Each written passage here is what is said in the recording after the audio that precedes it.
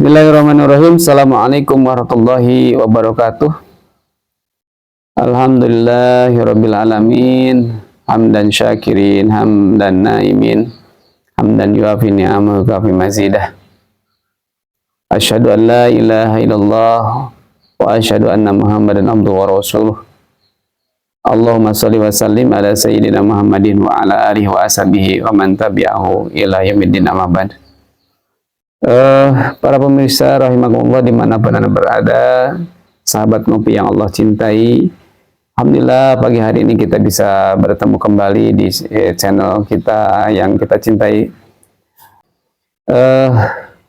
Hadirin sahabat ngopi yang Allah cintai, saya pada pagi hari ini ingin menyampaikan satu pesan isyarat dari Allah tentang kenapa mata kita dua, telinga kita dua, dan lubang hidung kita dua. Ternyata fenomena ini mengandung sebuah pesan yang luar biasa bagi kita. Pertanyaan pertama, kenapa mata kita dua? Nah, fungsi mata kita adalah untuk melihat, memperhatikan, menelaah. Dan kenapa dua? Maka isyaratnya adalah melihat itu tidak cukup hanya satu kali, tapi harus dua kali minimal, atau mungkin bahkan lebih. Berulang-ulang kita harus menilai dengan pandangan kita. Apakah yang kita pandang itu adalah sesuatu yang benar atau tidak? Suatu itu sudah teliti atau tidak dalam kita melihat. Yang kedua, kenapa telinga kita dua? Ketika kita mendengar, kita tidak cukup mendengar hanya satu kali, tetapi kita harus menyimak informasi kita didapatkan itu berkali-kali. Dan kenapa lubang hidung kita dua? Itu adalah kita harus mencium bau itu tidak cukup satu kali, kita harus berulang-ulang. Apakah bau ini betul apa yang kita sangkakan atau tidak? Tetapi kemudian kenapa mulut kita satu? Nah, ini yang luar biasa. Kesempatan kita mengambil keputusan itu hanya satu kali.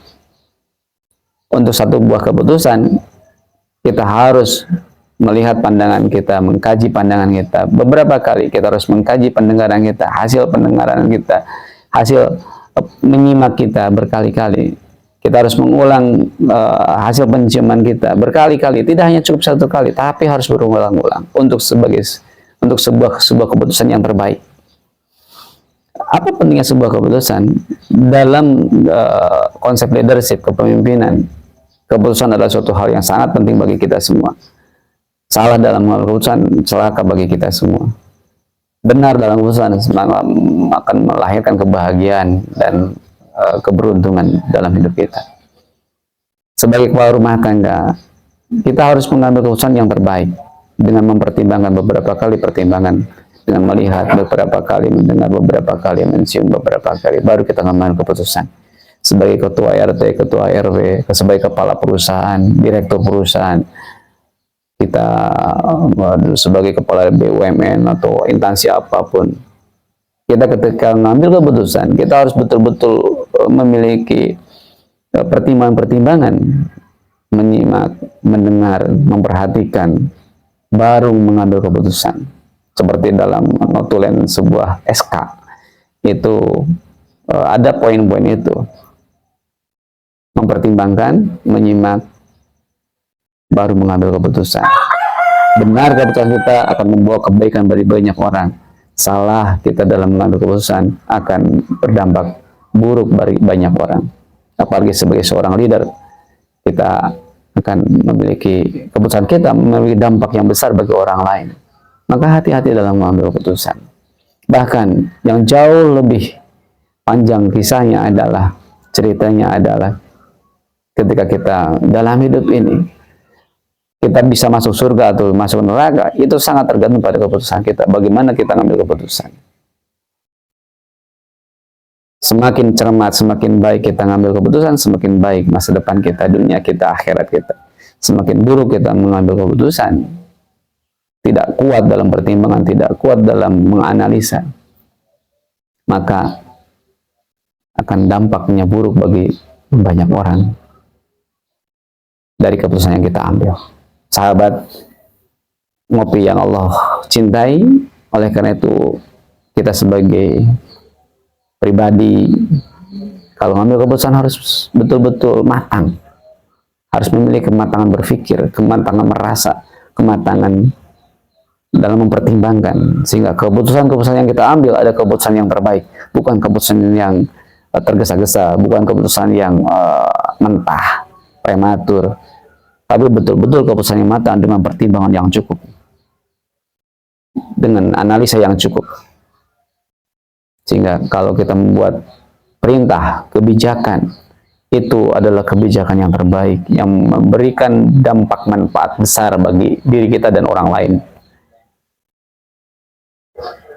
Itulah sebuah keputusan, itulah rahasia mulut kita satu. Hadirin rahimakumullah, mudah-mudahan kita semua bisa mengambil pelajaran dari fenomena ini.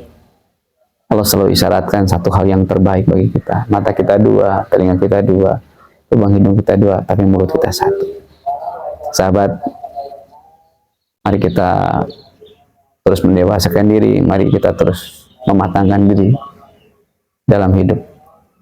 Teruslah belajar, jangan pernah berhenti belajar. Teruslah kita mengkaji, menyempurnakan ilmu yang kita miliki sehingga kita betul-betul selamat dan dijaga oleh Allah Subhanahu wa taala. Demikian pesan saya pagi hari ini, mudah-mudahan ada manfaat bagi kita semua. Hasbunallah wa ni'mal wakil, ni'mal maula wa ni'man nasir. Alhamdulillahirabbil alamin. Assalamualaikum warahmatullahi wabarakatuh.